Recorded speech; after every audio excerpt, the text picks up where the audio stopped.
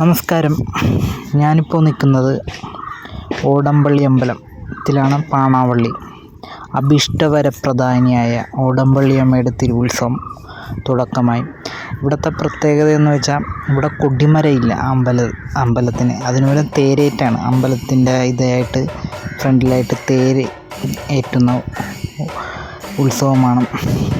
ഇളമണ്ണൂർ വസന്തിയാണ് അമ്മയുടെ ഇപ്പോഴത്തെ തിടമ്പേറ്റിയിരിക്കുന്നത്. അപ്പം മകം ഉത്സവമൊക്കെ ഉണ്ട്. ഉത്സവങ്ങളുടെ നാട്ടിൽ ഇനി ഉത്സവത്തിന് ഇടവേളകളില്ല.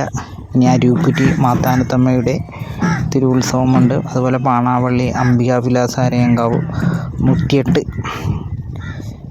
ആനകളെ അണിനിരത്തിയ ഒരു ക്ഷേത്രമാണ് അവിടുത്തെ ഉത്സവം രണ്ടും ഒരുമിച്ചാണ്. അപ്പോൾ ഉത്സവങ്ങളുടെ നാട്ടിൽ ഇടവേളകളില്ല. അപ്പോൾ വീണ്ടും കാണാം. എല്ലാവർക്കും ഉത്സവാശംസകൾ.